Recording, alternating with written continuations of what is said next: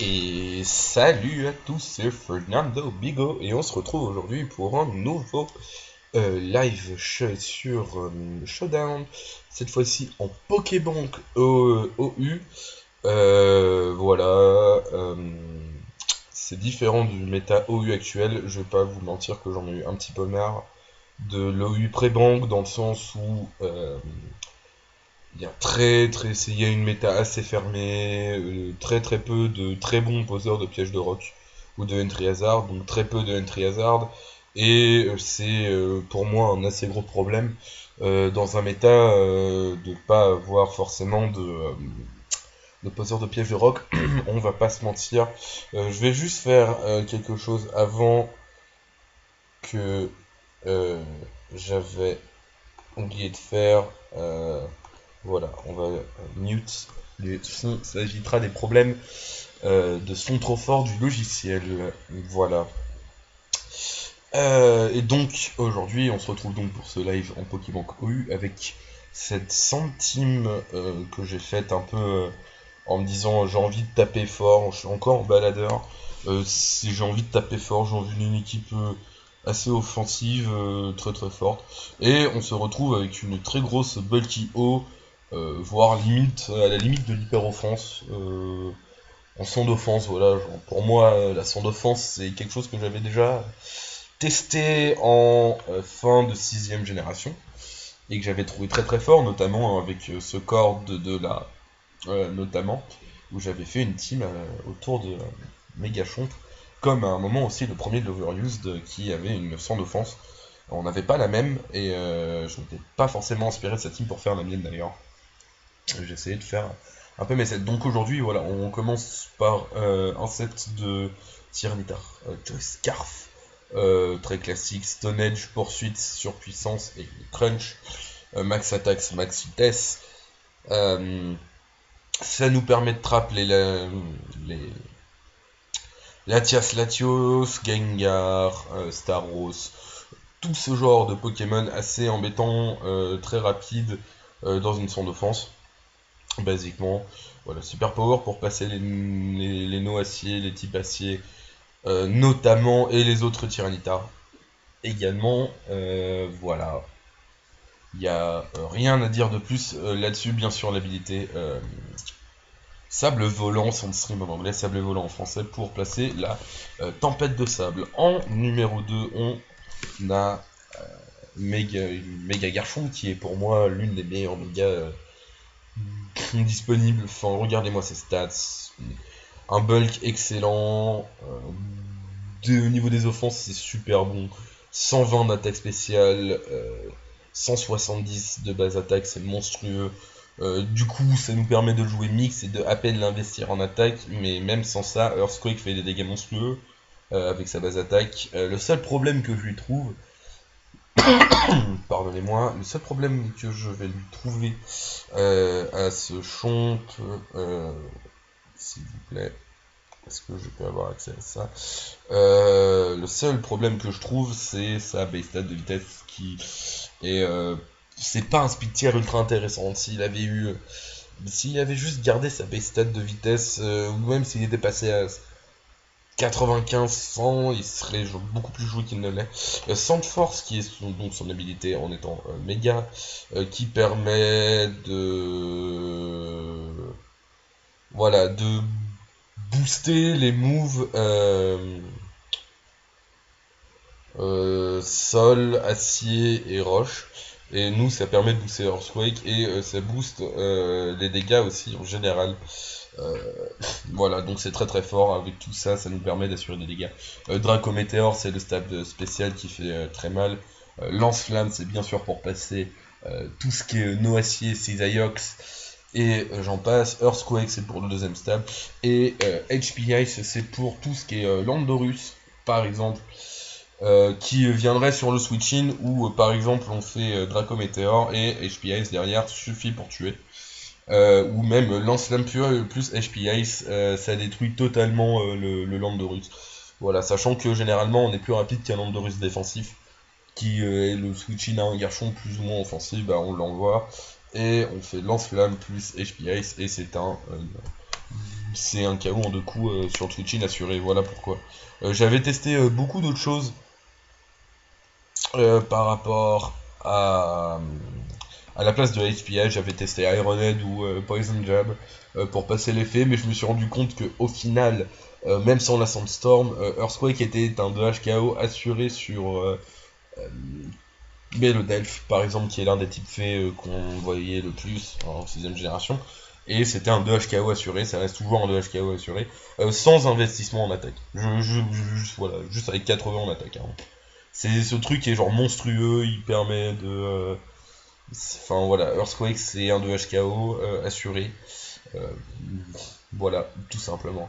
On passe ensuite à un Pokémon que j'avais envie un peu d'appeler Pokémon 7G, mais qui est un Pokémon 5G bien sûr, mais qui en 7G a gagné l'habilité Sable Volant également, qui permet de poser la Sandstorm. Autrement, il a Sand Force pour profiter également de la Sandstorm, même si ça ne lui sert à rien parce que beaucoup trop lent. Et Sturdy qui était son talent le plus joué du coup. Voilà, maintenant on le joue avec Sandstream pour pouvoir poser la Sandstorm.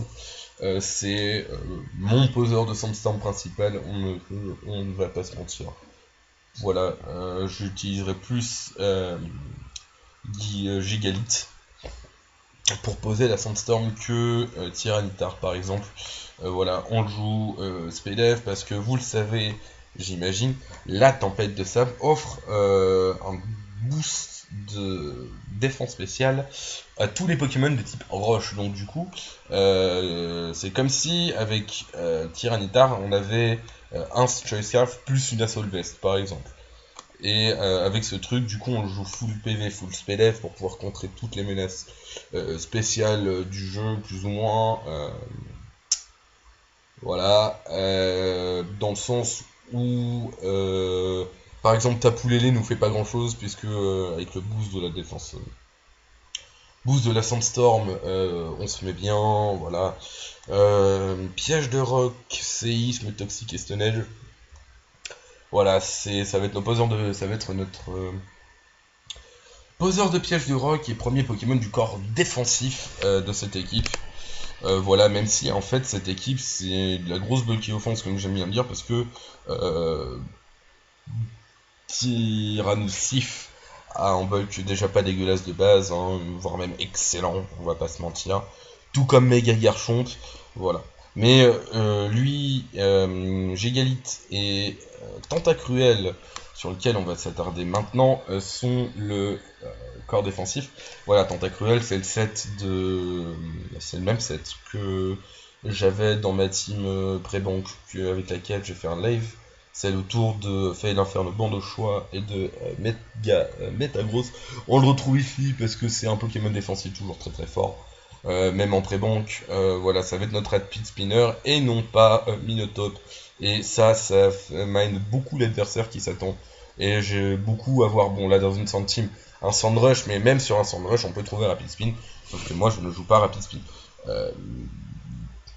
Excadrill, Minotaur, voilà. Mais voilà, pour revenir sur le set du Tentacruel, défensif physique, parce que voilà, 120 base stat en défense, c'est comme ici le 130 en défense, on tank déjà bien les coups physiques avec Gigalith, donc ici on tank déjà bien les coups spéciaux, voilà. J'ai remarqué qu'on était assez faible à Mega Metagross si on n'avait pas la Sandstorm. C'est une chose à noter. Quand on n'avait pas la Sandstorm et qu'on n'avait pas Minotaur pour mettre la pression, mais à part ça, sinon cette team là est très très solide, je trouve. Du coup, bon, on va revenir sur le set Ébullition, le stab qui permet d'avoir des brûlures, même si la brûlure est beaucoup moins forte cette génération. Enfin, beaucoup moins forte. Elle divise toujours l'attaque par 2, c'est toujours très intéressant. Mais elle n'enlève plus que 6% au lieu de 12%. Ça c'est important. Acid Spray qui est bombe acide pour pouvoir gagner des duels en V1. Toxic Packs parce que c'est toujours intéressant de pouvoir poser des petits Toxic Packs pour aider un peu plus la team. Et tour rapide pour spinner.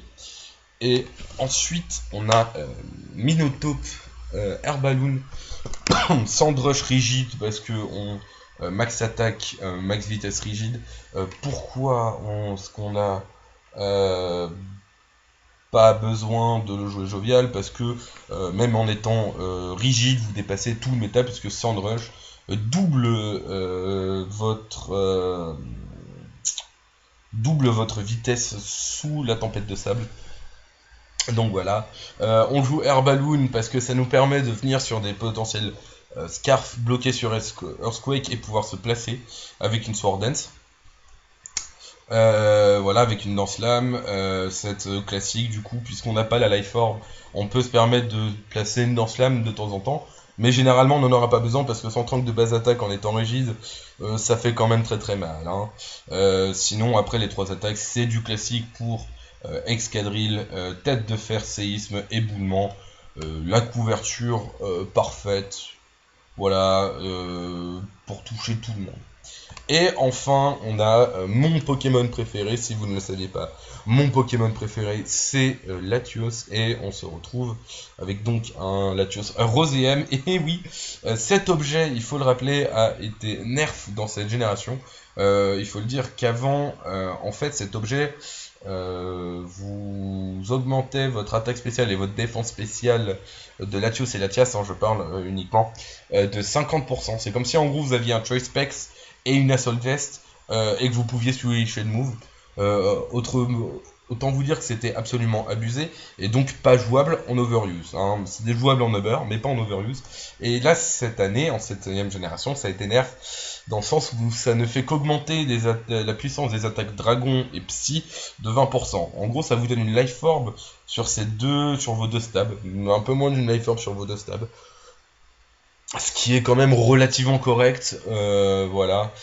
Ça vous permet de taper un peu plus fort sans prendre les dégâts de recul de la Life Orb qui était par moments handicapant pour un Latios. Voilà, sachant qu'on a déjà un Hazard Control et qu'on n'est pas forcément très faible au piège de rock avec cette team, il faut quand même le dire. Je me permets de pas jouer des fucks sur Latios. Mais on a donc le double stab, Dracometer, Psyshock. Hidden Power Fire, parce que sinon, à part ça, on doit compter sur le lance-flamme de Méga Garchon pour passer tout ce qui est Ferroform, ou Cisaiox par exemple. Hein, et on a Ice Beam pour tout ce qui est autre type dragon. Pardonnez-moi, autre type dragon, et bien sûr, type sol, tel Hippodocus ou autre.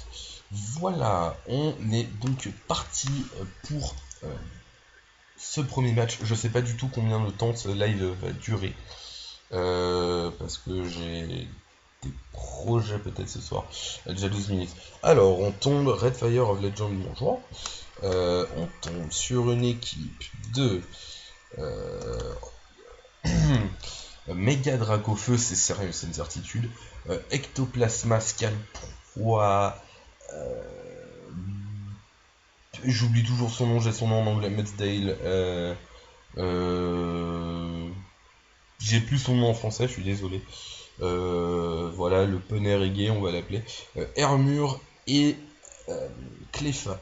Alors, je me demande si c'est pas un méga Dracofeu Y, ce qui pourrait être un peu embêtant. Dans tous les cas, je vais quand même lead avec Gigalith. Je vais quand même lead avec Gigalith dans le sens où, à part Dracofeu, il a rien. Il a rien pour vraiment one shot.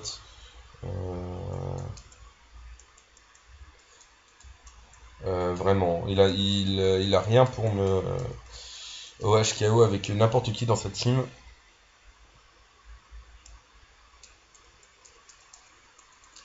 Alors, j'ai eu pas mal de problèmes de serveur. Non, d'accord. Donc là, j'ai pas de problème de serveur, je suis content. C'est juste mon opposant qui prend un peu de temps. Alors, si c'est un Dracofeu X, ça me pose pas forcément de soucis parce que j'ai de quoi le revenge kill assez easy. Là, on peut voir que on fait Excadrill une fois le Hermure passé, n'a plus de switching. Une fois le Hermure passé, le Metzdale, voilà, lui affaibli, on n'a pas de switching. Alors, ce truc qui est plus rapide que moi, mais même s'il est extrêmement lent, il faut quand même le rappeler. Alors, Je vais poser les pièges de roc dans le sens où je devrais tenir un séisme techniquement, et les pièges de roc sont ultra importants. Sachant qu'on est en Pokébank, normalement, oui voilà, je tiens un séisme, par contre il m'est ultra cher, mais je tiens un séisme. Je vais donc aller sur Latios. Je vais faire un double switch en Latios, il anticipe très bien et il envoie le Bichard. Alors, à mon avis, il va faire poursuite plus que coup bas ou sabotage, dans le sens où je suis dans une position où il peut se permettre. Donc non, d'accord. Il ne fait ni coup bas ni pour. D'accord, il fait bel et bien poursuite. Et je pense que là, il peut se permettre de faire coup bas. Est-ce que perdre Latios est important? Non. Il fait Sucker Punch bien prédit. Et voilà, là j'ai une méga évolution gratuite. Son switching, ça serait plus ou moins Armure. Donc on va partir pour un Flamethrower qui devrait être 2 HKO après les PDR. Voilà. S'il n'est pas SPDF, ce dont je doute. Et on le crit et c'est un one shot, d'accord, il n'a plus d'Armure. C'est splendide. Alors, c'est splendide pour nous. Mais ça craint un peu pour mon adversaire. Alors par contre, il m'a très très bien prédict avec son Bichard. Je vais actuellement aller sur Tentacruel parce que j'ai pas envie de me prendre une Focus Blast sur le switching. D'accord, alors c'est un Gengar Shadow. C'est un Gengar Icy Wind, très très bien. Alors oui, voilà, j'avais pas envie forcément de prendre déjà Icy Wind sur Mega Garchomp, mais surtout une Focus Blast sur Tyranitar. On peut partir assez safely sur une ébullition. Oui, alors c'est pas un problème parce qu'il y a des chances de burn. Est-ce que tu serais pas à Solvest par hasard? Est-ce que tu ne serais juste pas à Solvest par hasard?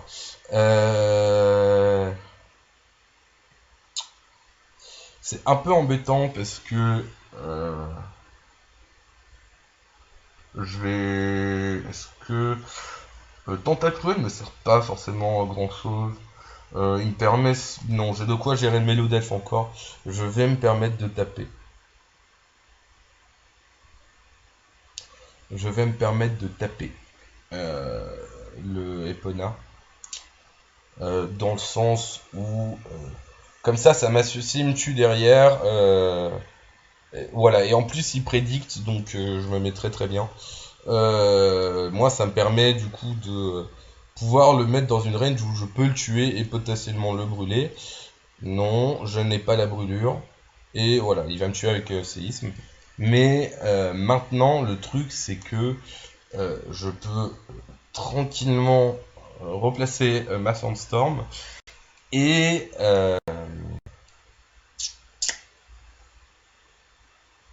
je peux tranquillement replacer ma Sandstorm. Et bien évidemment, pour mettre la pression, bien sûr, on a deux poseurs de Sandstorm. Pourquoi sont privés? Alors, je doute qu'il ait forcément envie de le garder. Cependant, est-ce que mon meilleur play c'est pas de faire crunch? Est-ce que mon meilleur play c'est pas de faire crunch? Mon meilleur play c'est quand même de faire crunch parce que je suis sûr de l'autre speed et que s'il me switch quelque chose dessus, j'ai la potentialité d'avoir un défense drop. Alors, si jamais ça tombe sur Bishop, ça serait très très embêtant, je vais pas vous mentir. À cause de son talent acharné, et ça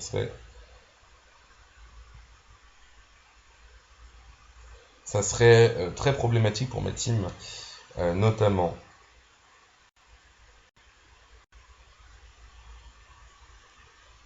Voilà, voilà. Alors, là, je pense que je suis plus ou moins dans un spot où si ce truc est mort, je peux placer Escadrille se fait la team, en vrai. Escadrille se fait la team, donc j'ai pas très peur. Voilà, donc lui, il avait décidé de pas switcher, donc Crunch était définitivement mon meilleur play, parce que bon, poursuite stabé, je suis pas sûr que à plus 3 ça aurait tué, je pense. Alors, il va aller sur B-Sharp, et je vais actuellement juste sacrifier mon Latios.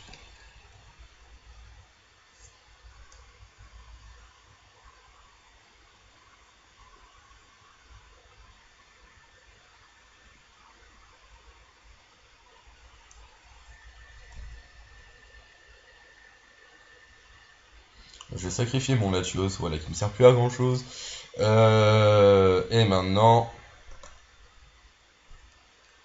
je suis même pas sûr que me mettre à plus 2 soit une bonne chose à faire. Je vais juste taper les séismes. Voilà, j'ai encore 3 tours de Sandstorm. Je peux reposer, j'ai mes 2 poseurs de Sandstorm encore. Et voilà. En fait, ce que j'aime beaucoup avec cette équipe également, c'est que voilà, il y a toujours des moments où, du moment qu'on arrive à garder la Sandstorm, on peut mettre une pression permanente dans le sens où l'adversaire, là par contre il a fait très mal le Sucker Punch. Je m'attendais pas à prendre autant.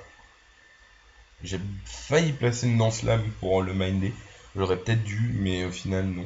Alors là, le Clefable arrive et il est apparemment pas Magic Ward. Donc Ironhead, ça va tuer.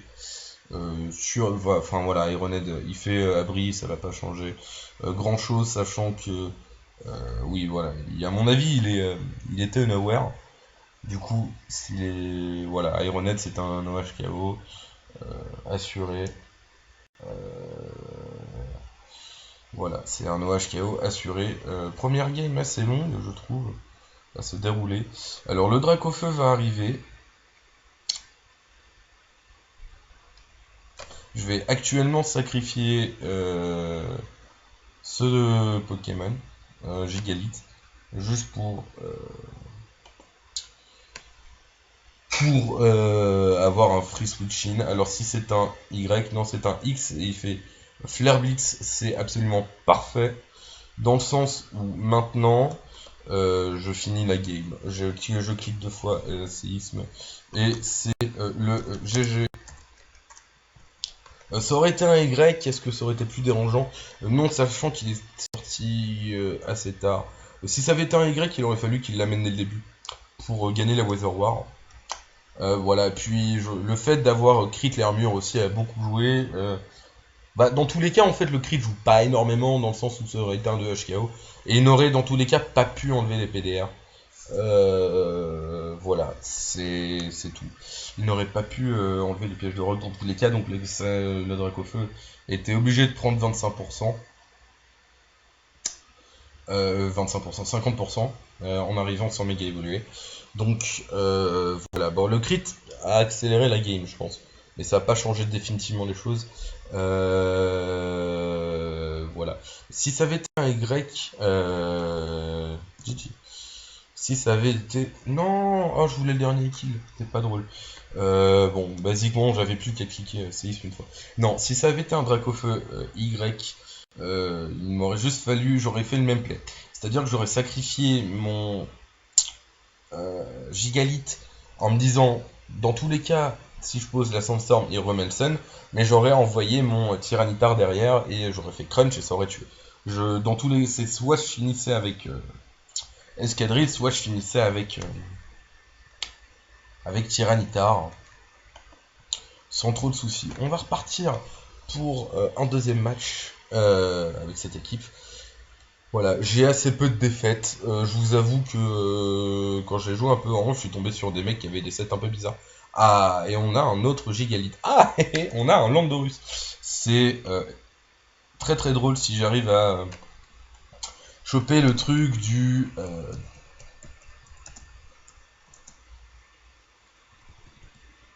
SCP.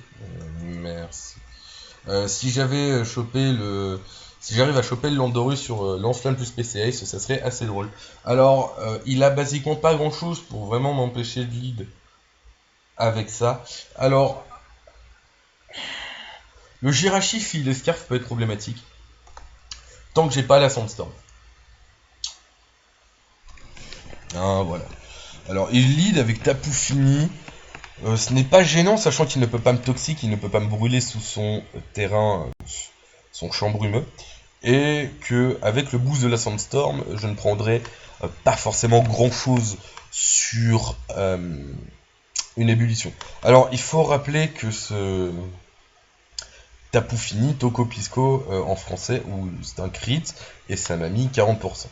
Il faut rappeler que ce Pokémon a accès à des fogs, et voilà. Je vais actuellement juste Stone Edge sur son Defog pour mettre des petits dégâts. Ouais, ils sont pas négligeables, hein, on va le rappeler. On va le rappeler, 120 de base attaque de mémoire, si je dis pas de bêtises.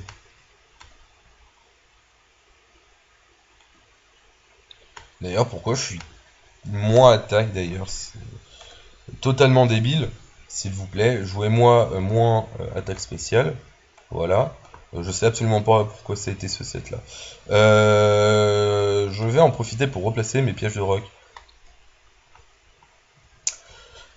Il pourrait très très bien switcher ou sous son... Non, il continue à vouloir taper. Mais au final, je gagne mon duel en 1v1. Le truc, c'est que je lui mets des dégâts et... le truc, c'est que je lui mets déjà des dégâts pour tout, en fait. Alors, j'ai actuellement envie...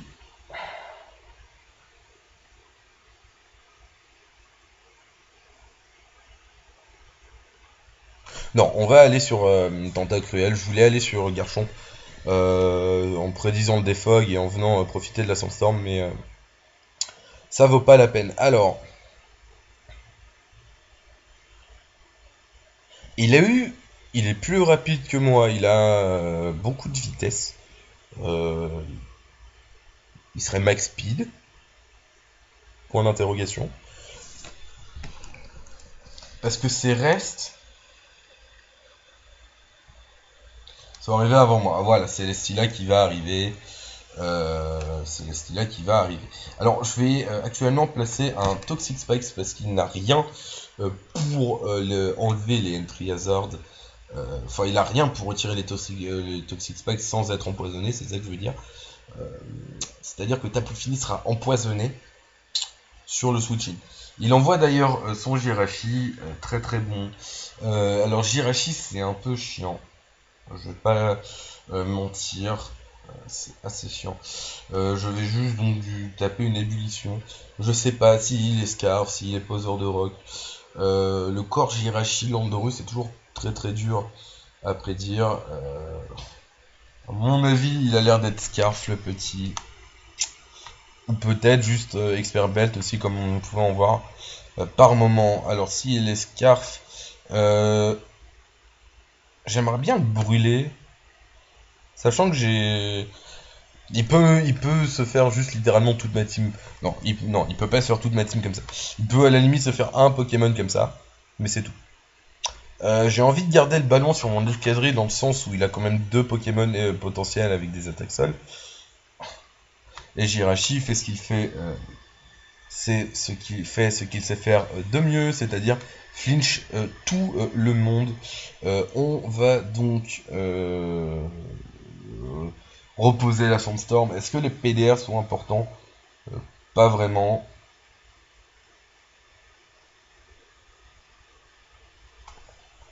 Non, il a vu que j'avais pas une Custap et que il devrait rester. Il a vu que j'avais pas une Custap Berry. Si j'avais une Custap Berry, j'aurais pu poser mes rocks en priorité, mais non. Mais maintenant, c'est Excadrill qui peut arriver. C'est Excadrill qui peut arriver. Alors, le problème d'Excadrill, c'est que il va avoir deux switching dans sa team, qui vont être ces deux choses. Et là, il sait que je suis Sandrush et il devrait savoir que je l'outspeed. J'outspeed un Jirachi Scarf. Sûr et certain. Je vais donc double switcher sur Garchomp en prédisant soit l'arrivée de Celesteela, soit l'arrivée de Landorus. Et c'est l'arrivée de Landorus qui arrive. Moi, ça me va parce que je vais méga évoluer et faire PC Ice. Vu que lui est défense et Scarf à tous les coups, Parce que Tentacruel, on lui met tout petit peu plus de vitesse que les Jirachi défensifs normalement. Si je me souviens bien. Ah, il a fait sabotage. Et non, je suis méga et tu es mort, d'accord. Alors apparemment, il était Scarf, probablement. Alors peut-être que le Jirachi était juste un set défensif. Mais voilà, il n'y a plus de Landorus. PC Ice a proc et est arrivé. Voilà, et le truc du Tapu Fini, c'est que il est empoisonné. Je vais actuellement taper séisme parce que je suis Sound Force Boosted. Et il va défog au risque de perdre son Tapu Fini. Alors, je trouve pas ça très intelligent.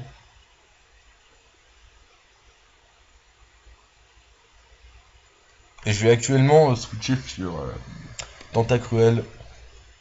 Parce que je m'attends à un switch plus ou moins obvious sur le Celesteela. J'ai pas envie de révéler mon set tout de suite. Non, d'accord, dans tous les cas, il fait Moonblast. Alors, sachant que ce Pokémon n'a pas accès à de la recovery, il va mourir un jour ou l'autre, donc je peux juste spammer les Toxic Spikes. Et il ne peut pas me brûler, sachant que dans son terrain, les Pokémon au sol ne peuvent pas. Alors, s'il veut des fogs, moi ça me va, il me donne de la recovery en fait. S'il fait des fogs, il me donne de la recovery. Donc moi je peux juste, au final, spammer Toxic Spikes si jamais il veut faire des fogs. Sachant qu'il perd son duel à la fin, il meurt dans 2 tours. Basiquement, il meurt dans 2 tours. Donc c'est soit il tape et il me fait des dégâts, soit il défog. Oui, alors j'ai des petits problèmes. Ouais, voilà, il va mais le truc c'est qu'ils se rendent pas compte, mais là au prochain tour, par exemple, il est mort. Et donc du coup, moi je peux juste spammer Toxic Spikes à l'infini. Voilà, il meurt et moi je regagne de la vie. Et le Tapu Fini est mort.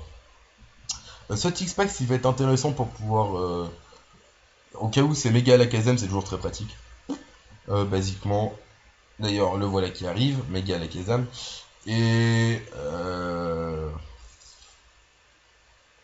j'ai pas énormément de switching à un méga à la Kazam. Je vais aller sur...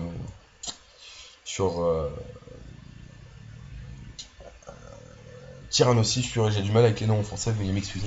Je vais aller sur Tyrannosif, dans le sens où, même s'il fait Focus Blast, c'est pas grave. Parce que c'est un méga et que, voilà, il prend des petits chip damage. Et moi j'arrive. Et le problème c'est que je suis plus rapide.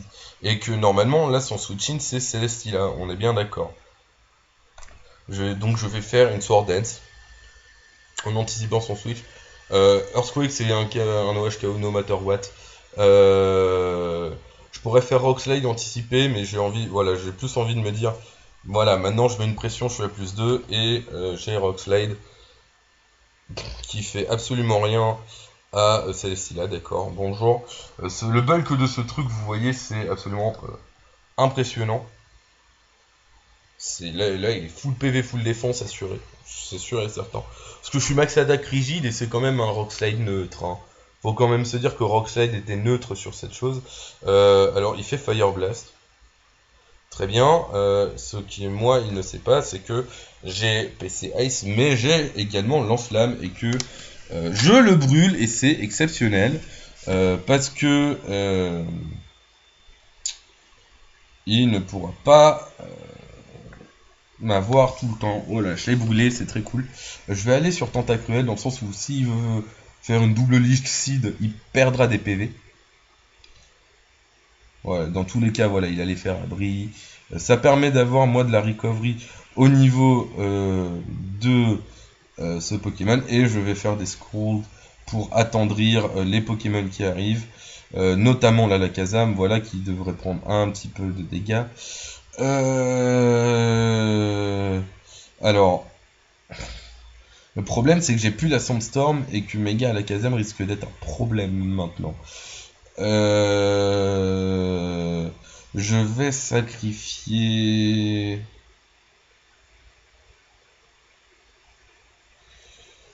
je vais sacrifier Peltose, qui me sert plus forcément à grand chose en dehors de la Sandstorm, bien sûr, et effet Psycho. Alors, est-ce que le deuxième suffit à me tuer? Non, hein.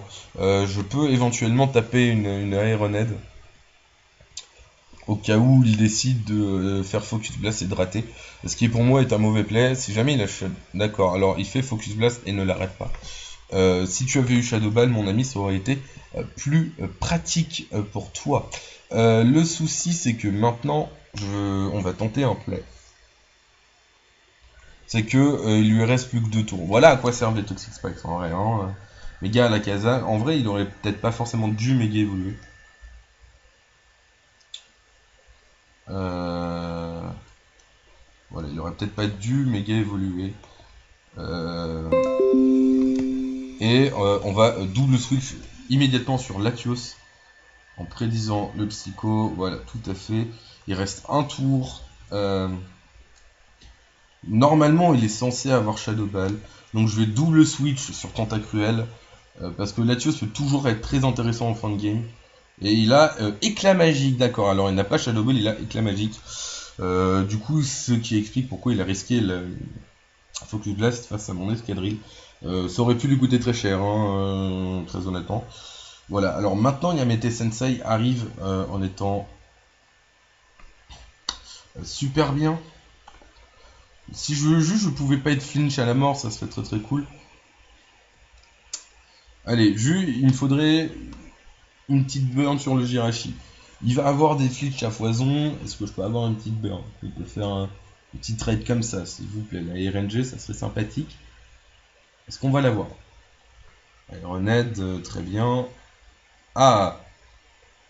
Oui! Oh, super! Alors maintenant, ah, il a forfait. Eh ben écoutez, voilà, c'était pas forcément une très belle game.